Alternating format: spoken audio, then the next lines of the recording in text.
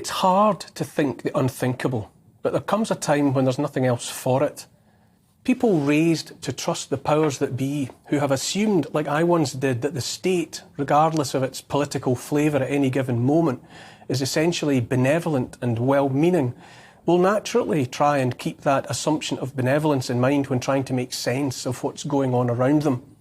People like us, you and me, raised in the understanding that we are free, that we have inalienable rights, and that the institutions of this country have our best interests at heart, will tend to tie ourselves in knots rather than contemplate the idea those authorities might actually be working against us now. I took that thought of benevolent, well-meaning authority for granted for most of my life. God help me. Not to put too fine a point on it, I was as gullible as the next chump. A couple of years ago, however, I began to think the unthinkable, and with every passing day it becomes more and more obvious to me that we are no longer being treated as individuals entitled to try and make the most of our lives, but as a barn full of battery hens, just another product to be bought and sold down the river. Let me put it another way. If you've been driving yourself almost demented in an effort to think the best of those in charge, those in senior positions in government, those in charge of the great institutions of state, those running the big corporations, but finding it increasingly impossible to do so, then the solution to the problem might be to turn your point of view through 180 degrees and accept, however unwillingly, that we are, how best to put this, being taken for a ride. When you find a stranger's hand on your wallet in the inside pocket of your jacket, rather than trying to persuade yourself he's only making sure it doesn't fall out, it might be more straightforward to draw the conclusion you're in the process of being robbed. Once the scales fall from a person's eyes, the resultant clarity of sight is briefly overwhelming. Or it's like being handed a skeleton key that opens every locked door, or access to a Rosetta Stone that translates every word into a language instantly understood. Take the energy crisis. If you felt the blood drain from your face at the prospect of bills rising from hundreds to several thousands of pounds, while reading about energy companies doubling their profits overnight, while being commanded to subsidise so-called renewables that are anything but green, while listening to this politician or that renew their vows to the ruinous fantasies of net zero and Agenda 2030, while knowing that the electricity for electric cars comes in the main and most reliably from fossil fuels, if you can't make sense of it all and just know that it adds up to a future in which you might have to choose between eating and heating, then treat yourself to the gift of understanding that the powers that be fully intend that we should have less heat and less fuel, and that in the planned future only the rich will have cars anyway. The plan is not to fix it, the plan is to break it and leave it broken. If you struggle to think the best of the world's richest, vacuous, self-obsessed A-list celebrities among them, endlessly circling the planet on private jets and super yachts so as to attend get-togethers where they might pontificate to us lowly proles about how we must give up our cars and occasional holiday flights, even meat on the dinner table. If you wonder how they have the unmitigated gall, then isn't it easier simply to accept that their honestly declared and advertised intention is that their luxurious and pampered lives will continue as before, while we are left hungry, cold and mostly unwashed in our unheated homes? Here's the thing. If any leader or celeb honestly meant a word of their sermons about CO2 and the rest, then they would obviously lead by example. They would be first of all of us, willingly giving up international travel altogether. They would downsize to modest homes warmed by heat pumps. They would eschew all energy but that from the sun and the wind.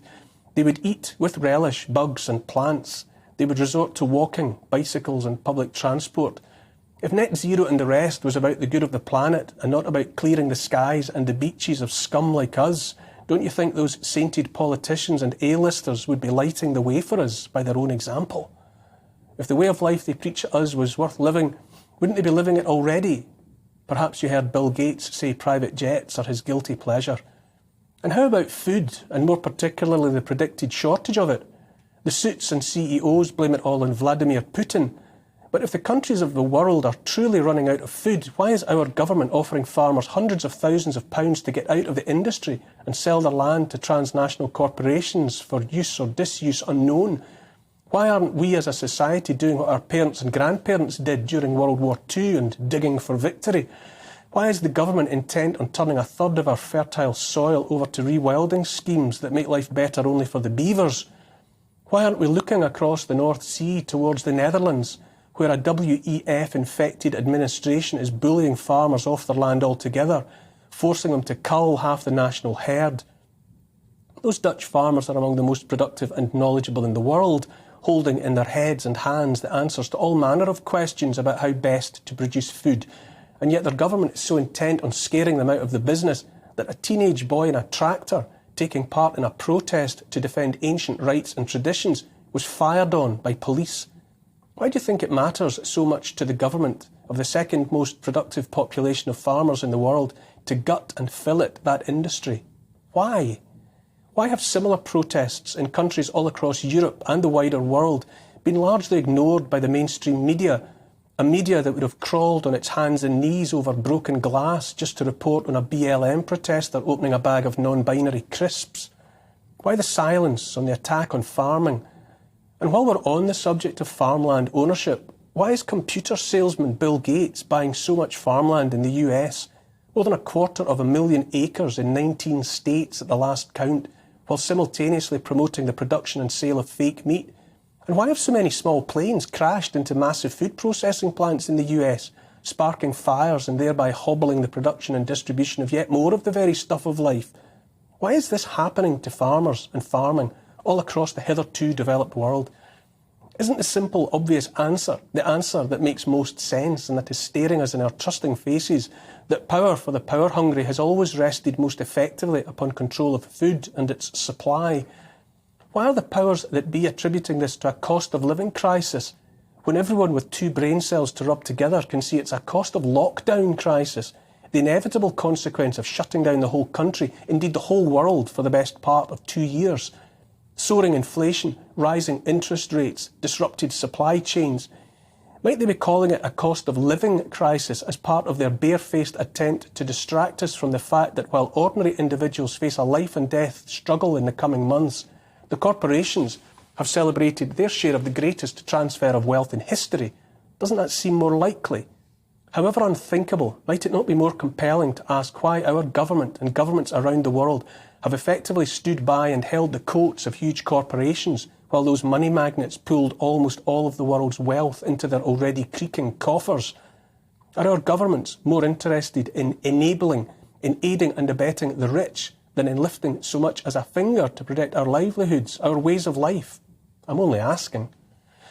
What about the money in our pockets? Why is it getting harder and harder to use good old cash, notes and coins? Why are we being nudged further and further away from spending power we can see and hold, and towards a digital alternative that exists only on the hard drives of the banks that run the world?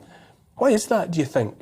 Rather than dismiss as yet another conspiracy theory the idea of cash being ultimately replaced with transactions based on the exchange of what amount to glorified food stamps that will only be accepted if our social credit score demonstrates that we've been obedient girls or boys, how about taking the leap and focusing on the blatantly obvious, that if we're not free to buy whatever and whenever we please, free of the surveillance and snooping of governments and the banks that run them, then we have absolutely no freedom at all?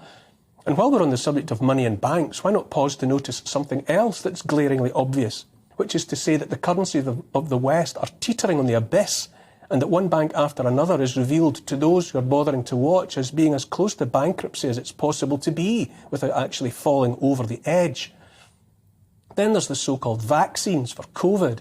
I deliberately say so-called because by now it should be clear to all but the willfully blind that those injections do not work as advertised. You can still contract the virus, still transmit the virus, still get sick from the virus, and still die of the virus. Denmark has dropped their use for under 18s. All across the world, every day, more evidence emerges, however grudgingly, however much the various complicit authorities and big pharma companies might hate to admit it, of countless deaths and injuries caused by those medical procedures. And yet here in Britain, and just about everywhere else, governments continue to try and get those needles into as many arms as possible, even the arms of the smallest and youngest.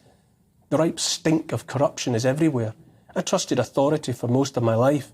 Now I ask myself on a daily basis how I ignored the stench for so long.